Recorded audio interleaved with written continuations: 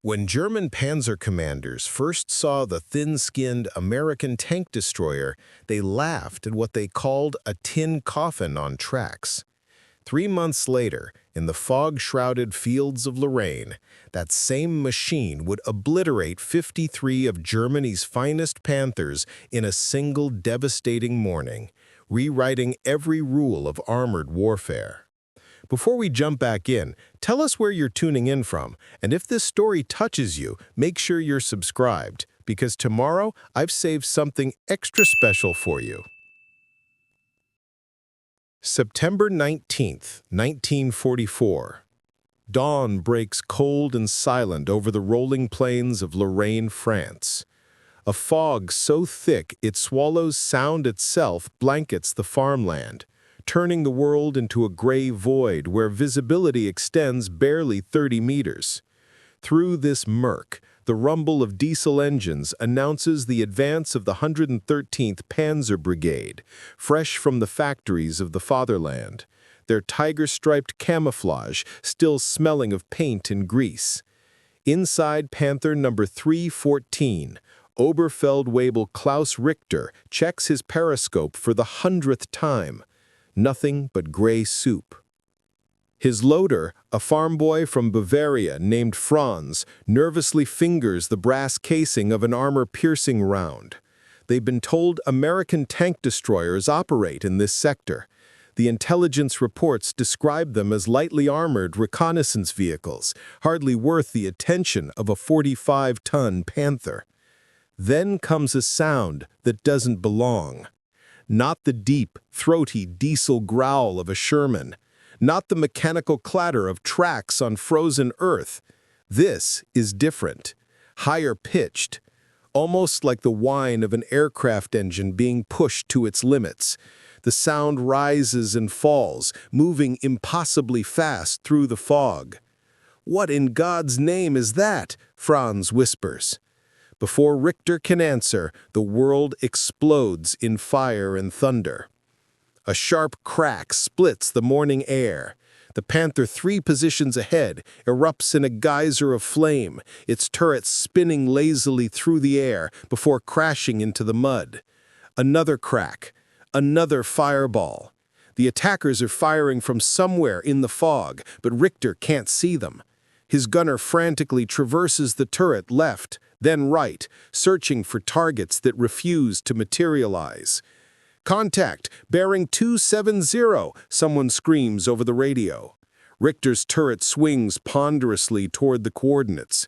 18 seconds to complete a full rotation, if the engine's at full throttle. But they're moving slowly through the fog, which means the turret crawls at half that speed. 30 seconds, an eternity. By the time his gunner has the bearing, there's nothing there but smoke and the fading echo of that strange, screaming engine. Then comes another sound from the completely different direction, that same mechanical shriek, more impacts. 2 more Panthers erupt in flames before their crews can even identify the threat's position. In less than 90 seconds, 5 Panthers have been reduced to burning scrap metal. The attackers never stayed still long enough to be targeted. They appeared from the fog like ghosts, fired with devastating accuracy, and vanished before German gunners could even acquire a sight picture. Richter realizes with cold, creeping horror that he's not hunting, he's being hunted. What Richter and his fellow Panzer crews encountered that morning was the culmination of a radical American idea, one that the German General Staff had dismissed as foolishness when intelligence reports first crossed their desks in early 1944. The Germans built their armored doctrine on a foundation of steel and firepower. A tank destroyer, in Wehrmacht thinking, was essentially a heavily armored bunker on tracks. Take the Jagdpanther, 75 tons of sloped armor and an 88mm cannon capable of killing any Allied tank at 2 kilometers. Or the Ferdinand, so heavily armored that even direct hits often simply bounced off its glacis plate. The philosophy was simple: be invulnerable and destroy the enemy from range before they can hurt you. The Americans looked at this doctrine and chose the exact opposite path. They built a machine that weighed barely 18 tons. Its armor maxed out at 25 millimeters on the front, thin enough that a well-placed burst from a 20 millimeter anti-aircraft gun could penetrate it. The crew compartment was open-topped, offering no protection from artillery airbursts or grenades. By every metric the Germans valued, it was a death trap. But it could move at 55 miles per hour on roads and maintained 35 across open country. It could accelerate from standstill to top speed in under 12 seconds.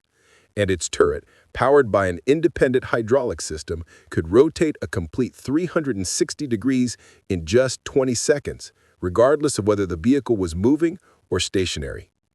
The Germans needed 30 to 60 seconds to traverse their turrets through the same arc, and that was only when the engine was running at high RPM.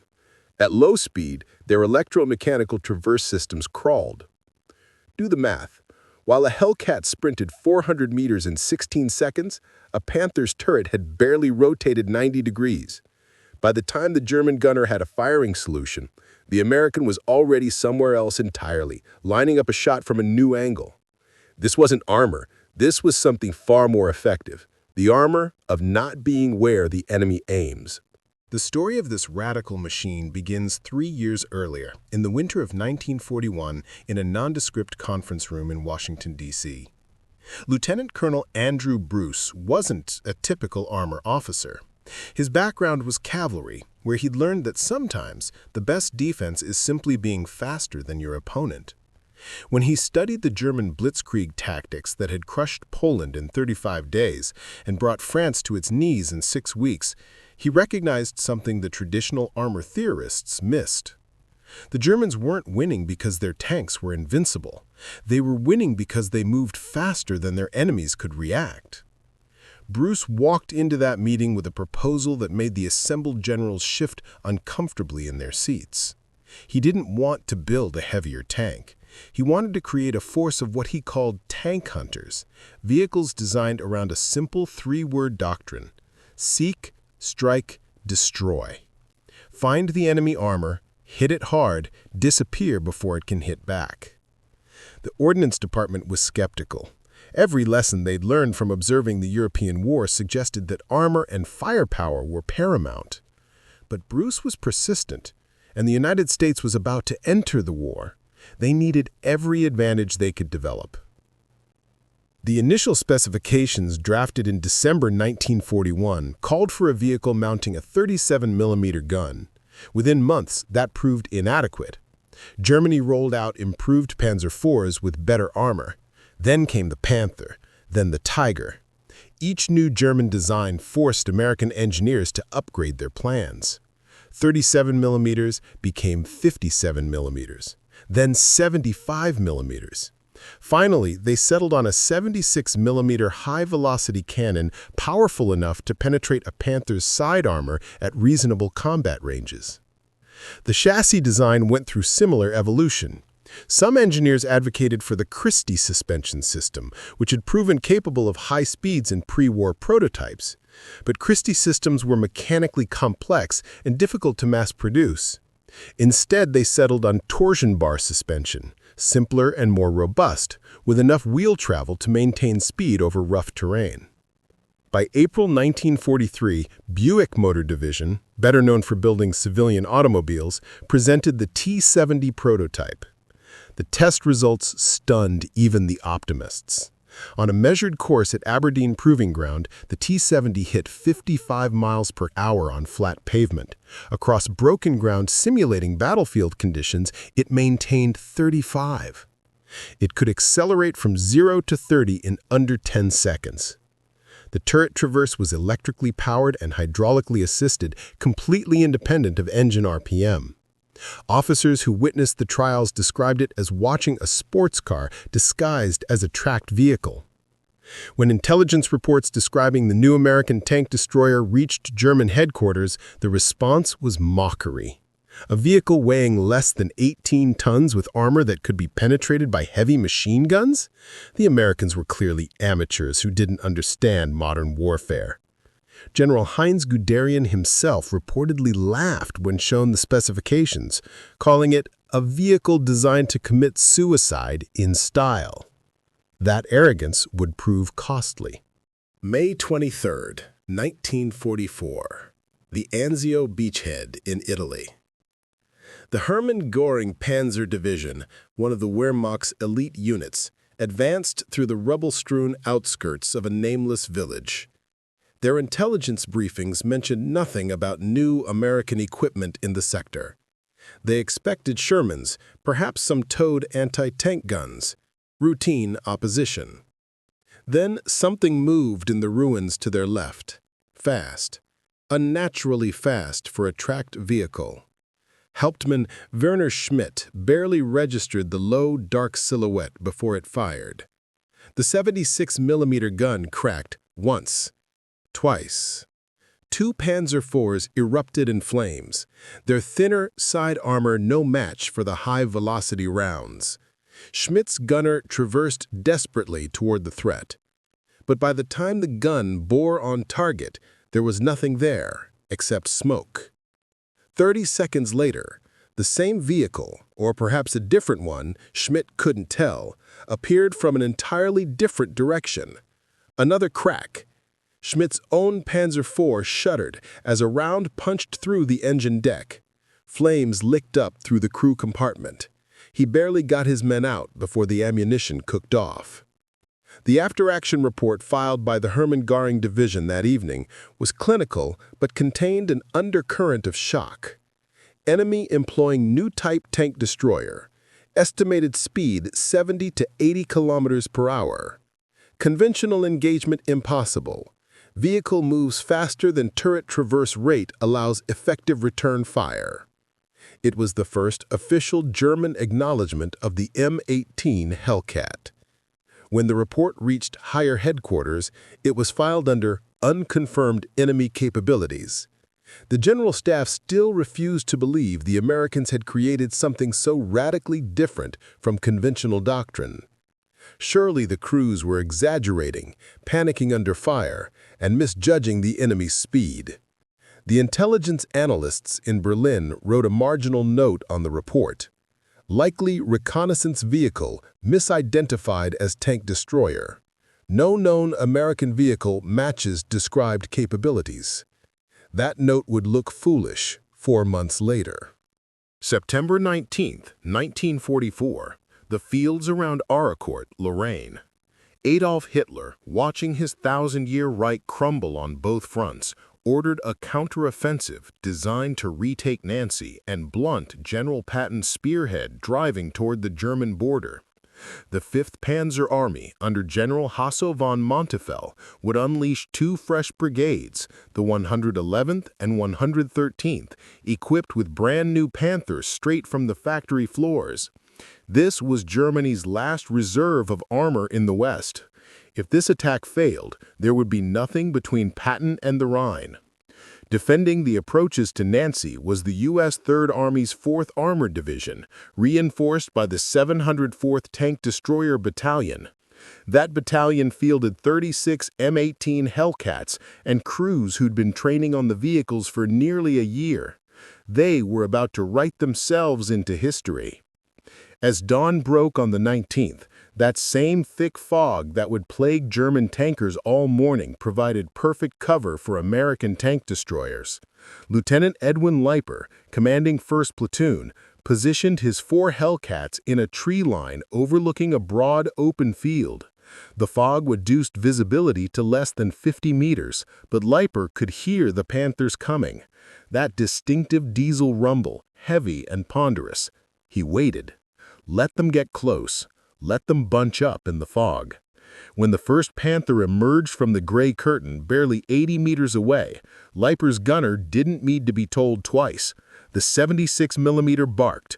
The Panther staggered as the round punched through its side armor, the one place where the Hellcat's gun could reliably penetrate. Flames gushed from the engine grills.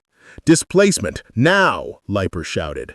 The Hellcat's driver slammed the transmission into reverse. The right radial engine screamed as they backed into cover, already moving to their secondary firing position 200 meters away. Total time stationary, 14 seconds.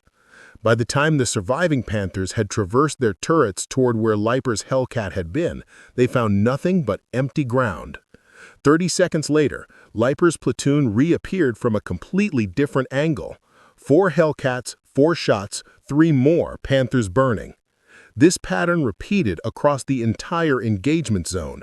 Hellcats would appear, fire a few rounds, and vanish before German gunners could acquire them. When the Panthers tried to advance, they ran into ambushes. When they tried to withdraw, the Hellcats pursued, shooting them in the rear. Sergeant Henry Hartmann, operating independently on the German flank, turned this tactic into an art form. His Hellcat stalked the Panther formation like a predator, appearing from unexpected angles, firing and disappearing into the fog. His gunner, a former competitive shooter from Ohio named Robert Kellerman, claimed 6 confirmed Panther kills in 40 minutes. For this action, Hartmann would receive the Distinguished Service Cross, but at the moment, he was too busy staying alive to think about medals. The German radio nets filled with panicked transmissions. "Contact, bearing unknown. They're everywhere. I can't track them. They're too fast." Commanders tried to organize coordinated responses, but coordination requires knowing where the enemy is. The Hellcats refused to stay put long enough to be located. By noon, when the fog finally lifted, the 113th Panzer Brigade had ceased to exist as a fighting force. 53 Panthers lay burning or disabled across the fields of Arracourt. The 704th Tank Destroyer Battalion lost 3 Hellcats, 2 to artillery fire and 1 that threw a track trying to maneuver at high speed. The kill ratio was better than 17-1. The German war diary for that day contained a single, haunting entry. Enemy employs unprecedented mobile doctrine. Conventional armored tactics ineffective. Losses catastrophic. General von Manteuffel's staff officers, analyzing the battle, came to a disturbing conclusion. The Americans had changed the fundamental rules of tank warfare. The Panther had been designed to win slow, methodical gun duels at long range. The Hellcat refused to fight that way. It turned every engagement into an ambush, every ambush into a massacre. One staff officer wrote in his personal journal that night, "We built fortresses on tracks. They built ghosts." The fields of Arracourt had become a graveyard for German armor. 53 Panthers destroyed in a single morning by a machine the Wehrmacht had dismissed as a suicide contraption. But mockery turned to obsession when in November 1944, German forces finally achieved what they'd been desperately seeking. They captured an intact M18 Hellcat. What their engineers discovered in that captured vehicle would confirm their worst nightmare and force them to rewrite every assumption about armored warfare. November 12, 1944, near Metz, France. Oberstleutnant Frederick Bowman stood in the muddy field staring at the prize his reconnaissance unit had stumbled upon, an M18 Hellcat, abandoned by its crew after throwing a track during a high-speed maneuver. The vehicle sat there intact, its secrets finally available for inspection by German engineers who had been mystified by its combat performance. Within hours, the Hellcat was loaded onto a heavy transport and moved to a testing facility near Saarbrücken. Engineers from the Waffenamt, Germany's Weapons Development Bureau, descended on it like archaeologists examining an alien artifact, their clipboards ready and measuring instruments precise. Their mission was simple: discover how this machine achieved its seemingly impossible battlefield performance. The technical report they produced over the following week was forwarded directly to the Inspector General of Armored Troops. The document made for sobering reading, challenging everything German doctrine held sacred. Weight, precisely 17.7 tons, less than 40% of a Panther's 44.8 tons. The engineers initially suspected a measurement error and weighed it twice more to confirm such an impossibly light combat vehicle. The engine was a Wright R975C4, a 9-cylinder radial design originally developed for aircraft. Air-cooled, it eliminated the weight and complexity of liquid cooling systems entirely. Maximum output, 400 horsepower at 2400 RPM. The power-to-weight ratio calculation shocked the German engineers. 22.6 horsepower per ton. By comparison, the Panther managed only 15.6, and the Tiger I barely achieved 12.8. This single number explained why Hellcat crews could accelerate away from ambush positions before German gunners could even track them properly. Maximum speed testing on the facility's paved circuit confirmed American claims. 88.5 kilometers per hour, equivalent to 55 miles per hour. The Panther's top speed was 46 kilometers per hour under ideal conditions. The Tiger II, Germany's newest and most powerful tank, could barely reach 38. But speed alone didn't explain the Hellcat's combat effectiveness. The turret system proved equally revolutionary to the German engineers. They disassembled the traverse mechanism and found a hydraulic power system completely independent of engine RPM. Whether the engine idled at 800 RPM or screamed at 2400 RPM, the turret maintained the same rotation rate, 15 degrees per second, completing a full 360-degree traverse in exactly 24 seconds. German Panthers and Tigers used electromechanical systems driven by the engine. At low RPM, turret traverse slowed dramatically. A Panther moving cautiously through fog, engine at idle, might need 60 seconds or more to rotate its turret completely around. The Hellcat could be stationary with the engine off and still traverse its turret in 24 seconds using residual hydraulic pressure alone. This explained the Arracourt catastrophe, where German armored formations had been devastated by seemingly phantom American tank destroyers. Then came the armor inspection, and here the German engineers found what they'd expected: weakness bordering on suicidal negligence by their standards. 25 millimeters on the turret front, 13 millimeters on the sides. The whole top was completely open, offering no protection from artillery airbursts or hand grenades. A 20-millimeter anti-aircraft gun could penetrate the side armor at close range. Even heavy machine guns posed a genuine threat under certain conditions. By Wehrmacht standards, this wasn't a proper combat vehicle. It was a metal coffin waiting to be filled. Yet the Americans had deliberately chosen this configuration. The final paragraph of the German technical assessment stated the conclusion plainly. The vehicle achieves its performance through extreme design philosophy, prioritizing mobility over protection. Combat effectiveness depends entirely on speed and crew training quality. One engineer added a handwritten note in the margin. They built a vehicle that wins by refusing to fight the way we expect. Back at Camp Hood, Texas, where American tank destroyer crews trained, the philosophy behind the Hellcat was being refined into doctrine. The training cadre had developed a principle they called shoot and scoot, and it became scripture for every Hellcat crew. The rules were simple and absolute. Fire 3 to 5 rounds from a concealed position. Immediately displace a minimum of 200 meters. Never remain stationary for more than 60 seconds while under enemy observation. Never engage from the same position twice. This wasn't theoretical guidance. It was a survival formula calculated from combat reports and casualty statistics. Driver training focused on high-speed maneuvering. Trainees learned to handle the Hellcat like a sports car, not a tank. Rapid acceleration, hard braking, sharp turns at speed. They practiced reversing at 30 miles per hour, navigating obstacle courses in reverse gear, and executing what instructors called shoot and scoot sequences. Accelerate to position, stop, wait for the gun to fire, then reverse at maximum speed. The automatic transmission made this possible. German tank drivers spent weeks mastering double clutching and smooth gear transitions. Hellcat drivers spent that time learning terrain navigation and escape route planning.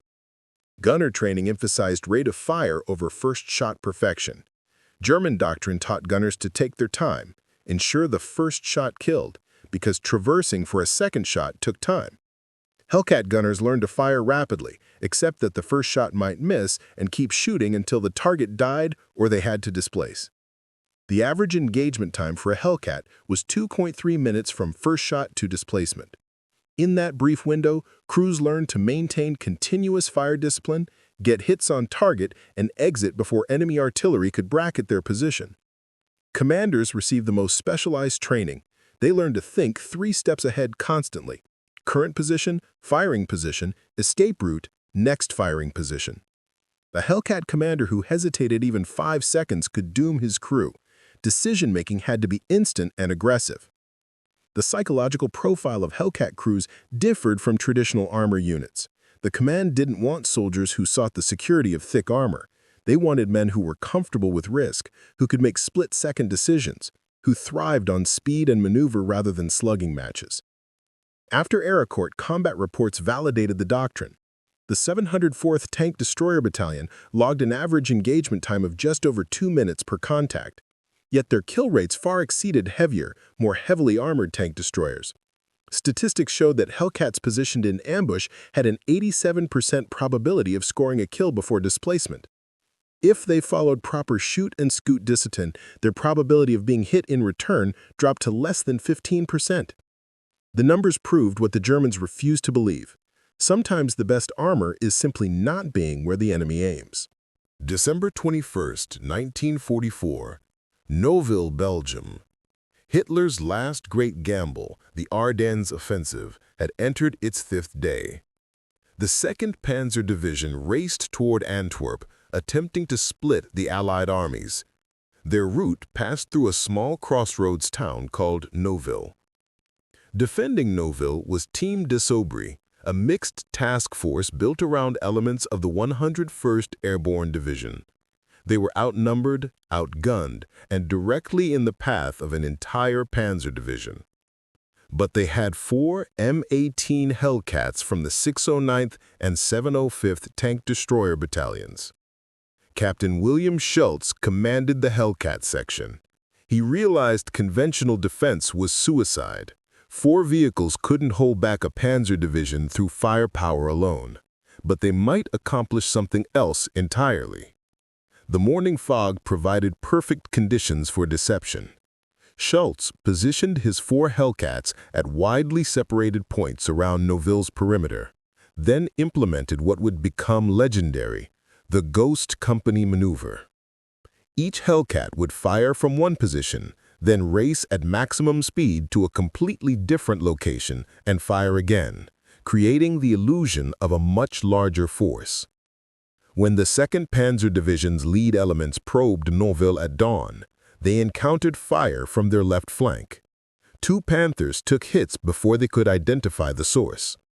German infantry advanced to suppress the position, but found nothing there. 15 minutes later, fire erupted from a completely different sector. The same thing happened. Hits on target, then the attackers vanished. Over 6 hours, Schultz's 4 Hellcats appeared and disappeared like phantoms, using fog and speed to simulate a battalion-strength force. The results were recorded clinically. 24 confirmed enemy tank kills, enemy advance halted. 1 M18 damaged by artillery, crew evacuated safely. But the real victory was psychological. The 2nd Panzer Division's war diary revealed the impact. Encountered strong tank destroyer screen around Noville. Enemy force estimated at battalion strength. Attack suspended pending reinforcement. 4 vehicles had convinced an entire Panzer Division they faced a battalion. That illusion bought 48 crucial hours for American forces to reinforce Bastion's perimeter. 2 days that made the difference between the defensive line holding and collapsing. While German factories struggled to produce a handful of Panthers and Tigers each week, American industry demonstrated a different kind of warfare, manufacturing dominance. Buick Motor Division, a peacetime manufacturer of luxury automobiles, transformed its assembly lines into weapons production. The M18 Hellcat was designed from the beginning for American-style mass production, standardized parts, simple assembly procedures, minimal hand-fitting required. From July 1943 to October 1944, Buick's lines produced 2,507 Hellcats. November 1943 marked the production peak. 267 vehicles rolled off the assembly line in a single month. Compare this to German production.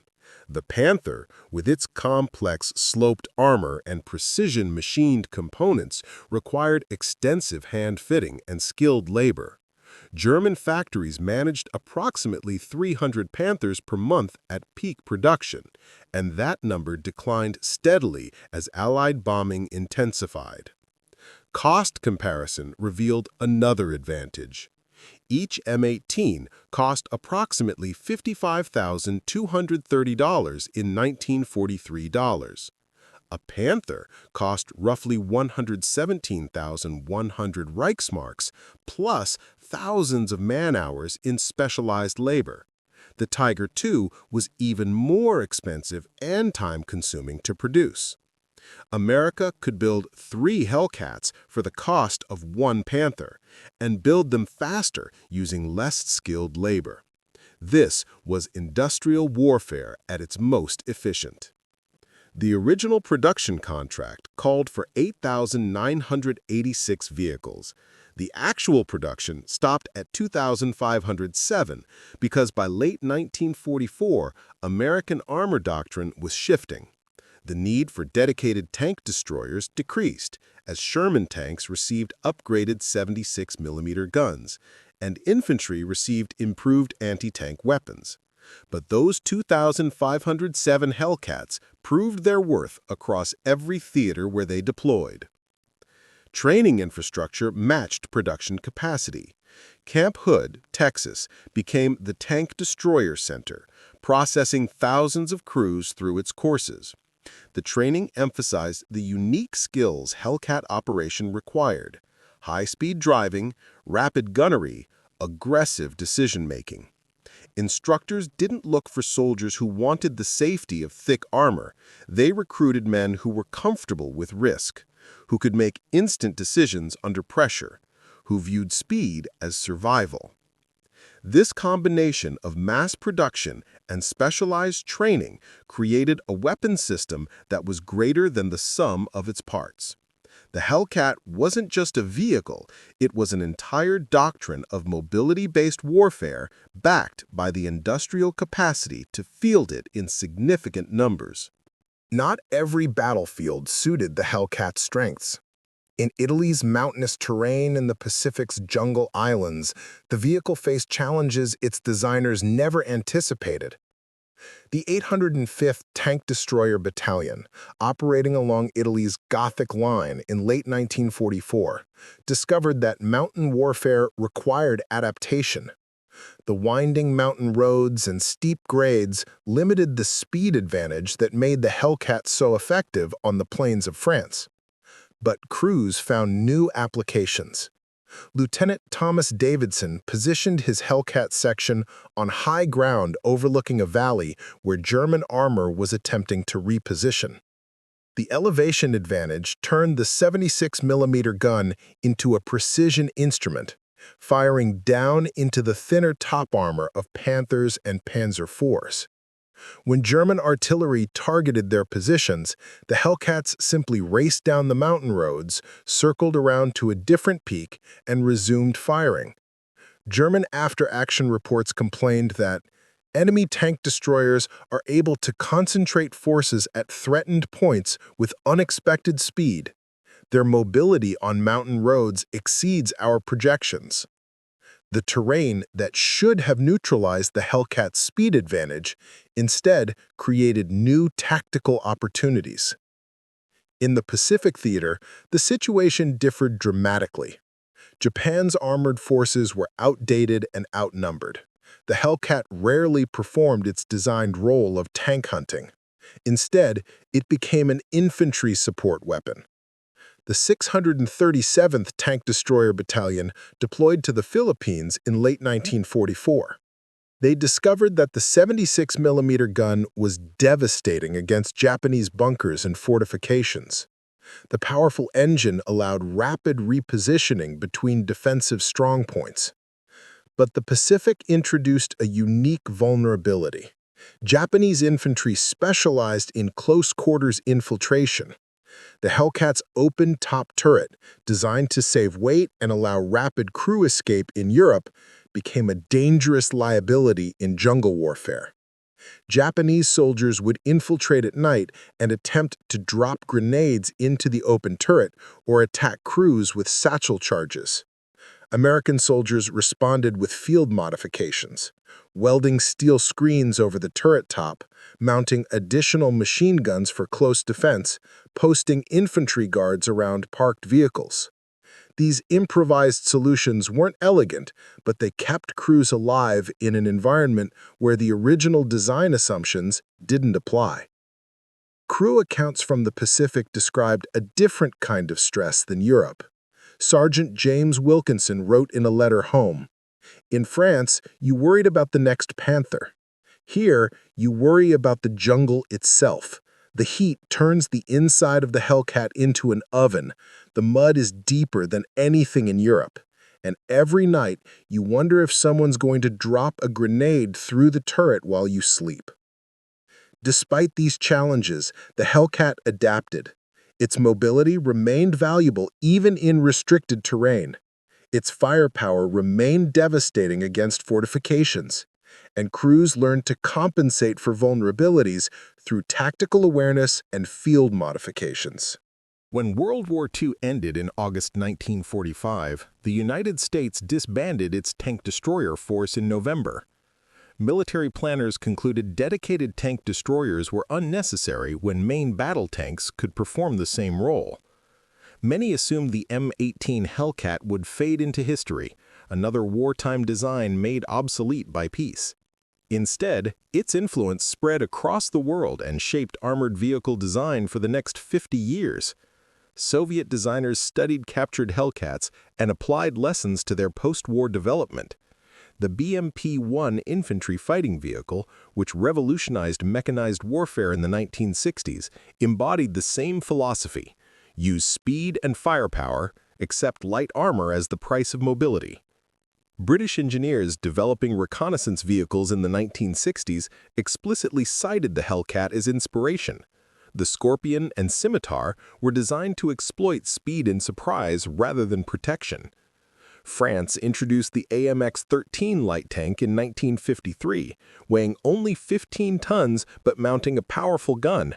French doctrine called for hit-and-run tactics eerily similar to Hellcat shoot-and-scoot procedures. Perhaps most ironically, Germany itself adopted Hellcat principles in the post-war Leopard 1 tank.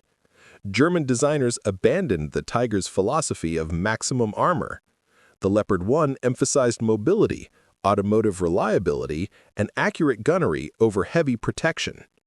Modern wheeled tank destroyers carry the Hellcat's DNA.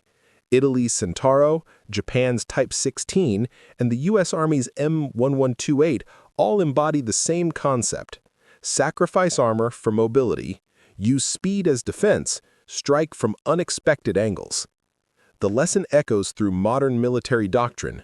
You don't need the heaviest armor or biggest gun. You need to move faster than the enemy can react and disappear before they can respond. The statistics tell one story. The voices of the men who fought in Hellcats tell another.